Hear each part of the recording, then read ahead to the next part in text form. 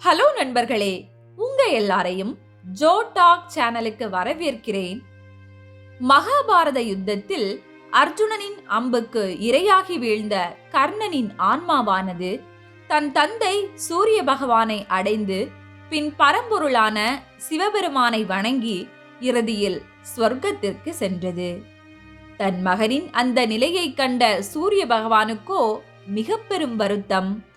கிருஷ்ணருக்கே தன் புண்ணிய பலனை தாரை வார்த்து கொடுத்த நம் மகன் கர்ணனுக்கா இந்த அற்ப மரணம் என்று. கர்ம வீரன் கர்ணனின் மரணத்தை கண்டால் யாருக்குத்தான் வருத்தம் வராது? இருந்தும் அன்று சூரிய தேவனுக்கு ஏற்பட்டதோ அது ஒரு கோபம் கலந்த வருத்தம். தன் இந்த வருத்தத்தின் ஐயத்தை யாரிடம் கூறுவது? கூறினாலும் யார் தனக்கு தெளிவான விளக்கத்தை தருவது என சிந்தித்து சிந்தித்தே அப்போது சூரிய பகவானின் வெம்மையும் வெப்பமும் அதிகரித்தது. அதனால் பூபாலத்தில் உஷ்ணமும் மேலோங்கியது. இதை உணர்ந்த எம்பெருமான் ஈசனோ நேரடியாக அப்போது சூரியனின் முன் எழுந்தருளி, அகிலத்தையும் ஒளிர்விற்கும் சூரியனே, தாம் ஏன் குழப்பத்திலும் வருத்தத்திலும் உள்ளீர்? தற்போது மனதில் எழுந்திருக்கும் தடுமாற்றம்தான் என்ன என கேட்டார். அதற்கு சூரியதேவனோ, பரம்பொருளே, என் மகன் கர்ணனை குறித்துதான் என் மனமானது வேதனையுறுகிறது. அவன் தன் வாழ்நாள் முழுவதும் இல்லை என்று கூறாமல் கேட்போர் அனைவருக்கும் எல்லாவித செல்வங்களையும் வாரி வாரி வழங்கியவன். கர்ணனா அவன் கொடை வள்ளல் என எல்லாராலும் புகழப்பட்டவனும் கூட. அப்படிப்பட்ட அவனுக்கு மரணம் எப்படி நிகழ்ந்தது? சரி, போரில் தோற்றான், அதனால் மரணித்தான் என்று நிகழ்ந்திருந்தால் கூட நான் அதை யுத்த விதி என்றே ஏற்றுக்கொள்வேன். ஆனால் அவன் உயிரை எடுக்க விடாமல் பிடித்து வைத்திருந்த புண்ணிய பலன்களை எல்லாம் கிருஷ்ணர் தானமாய் பெற்றதால் அல்லவா அவன் மரணித்தான். இது எந்த வகையில் நியாயம்? இப்படி தன் தான தர்மங்களினால் பெற்ற புண்ணிய பலனை அவன் கிருஷ்ணருக்கு கொடுத்தபடியால் கர்ணன் மீண்டும் இன்னும் மிகப்பெரிய புண்ணியவானாய் அல்லவா ஆகிவிடுகிறான்.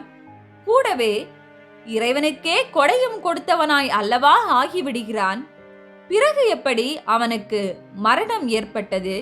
இது அவனுக்கு இழைக்கப்பட்ட அநீதி அல்லவா? இதை சிந்தித்து சிந்தித்தே என் மனமானது இப்போது குழப்பத்திலும் வருத்தத்திலும் உள்ளது. இறைவா, இதற்கு நீரே எனக்கு விளக்கம் தாரும் என பணிந்தார் சூரிய பகவான். சூரியனின் அந்த உள்ள குமுறலை கேட்ட ஈசனோ, சூரியதேவனே, பாரில் உள்ள அனைவரையும் போலவே உன் மனதிலும் இந்த சஞ்சலமானது தோன்றியுள்ளது. உண்மையில் இதற்கு பதில் யாதெனில், தானம் என்பது ஒருவன் தன் தேவையை தானே கூறியோ அல்லது அவன் நிலையை மற்றொருவர் கூறியோ அதனால் பெறப்படுவது ஆகும். இதுவே தானத்தின் விளக்கம். இப்படி இல்லாதவரோ அல்லது இயலாதவரோ வேண்டி கேட்ட பின் கொடுக்கும் தானமானது புண்ணிய கணக்கில் சேராது. சொல்லப்போனால் இப்படி கொடை அளிப்பது ஒரு மன்னனின் கடமையும் கூடவே ஒவ்வொரு மனிதனின் கடமையும் ஆகும். ஆனால் தர்மம் என்பது ஒருவன் கேட்காமலேயே அவனின் நிலை அறிந்து கொடுப்பது. இதுதான் ஒருவனுக்கு புண்ணியத்தை தேடித்தரும். எடுத்துக்காட்டாய், ஒருவன் பசித்திருக்கும் போது அவன் கேட்ட பின் அவனுக்கு உணவளிப்பது என்பது தானம். அதுவே அவன் கேட்காமலேயே அவனின் நிலையை அறிந்து உணவளிப்பதே தர்மம். அந்த வகையில் கர்ணனும் எண்ணற்ற தானங்களையும் தர்மங்களையும் செய்து பல புண்ணிய பலன்களை பெற்றவனே. இருந்தும் அவன் பெற்றிருந்த அந்த புண்ணிய பலன்களையெல்லாம் கிருஷ்ணர் தானே கேட்டு தானமாய் வாங்கிக் கொண்டாரே தவிர தர்மமாய் பெறவில்லை. இப்படி தன் எல்லா புண்ணிய பலன்களையும் கிருஷ்ணருக்கு தானமாய் தாரை வார்த்து கொடுத்ததால் கர்ணனும் தன் இறக்கும் வேளையில் ஒரு சாதாரண மனிதனாகவே ஆகிவிட்டான். அதனால்தான் அவனுக்கு மரணமானது எளிதாய் வந்து சேர்ந்தது.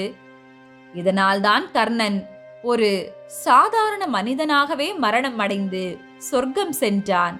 இது அவனுக்கு அளிக்கப்பட்ட அநீதி அல்ல என சூரிய பகவானின் குழப்பங்களுக்கு விடையளித்தார் சிவபெருமான். சூரிய பகவானும் ஈசனின் அந்த விளக்கத்தில் நிறைவடைந்து குளிர்வடைந்தார். இதுதான் தானத்திற்கும் தர்மத்திற்கும் உள்ள வேறுபாடு. இங்ஙனம் கேட்பவர்களுக்கு கொடுப்பது என்பது தானம். அது மனிதர்கள் ஒவ்வொருவரின் கடமை. அதே வேளையில் ஒருவன் கேட்காமலே தேவை அறிந்து கொடுப்பதுதான் தர்மம். அதுவே புண்ணியமும் கூட. ஆகவே நாமும் நம் வாழ்விலும் கடமையை செய்ய தானமும், புண்ணியம் பெற தர்மமும் செய்வோம். வாழ்வில் வளம் பெறுவோம். ஓகே நண்பர்களே, இந்த பதிவுல தானம் தர்மம் குறித்தான வேறுபாடுகளை உணர்த்தும் மகாபாரத கதை ஒன்றை கேட்டோம். இந்த வீடியோ உங்களுக்கு பிடிச்சிருந்தனா லைக் பண்ணுங்க. மறக்காம ஜோ டாக் சேனலுக்கு சப்ஸ்கிரைப் பண்ணுங்க. நன்றி.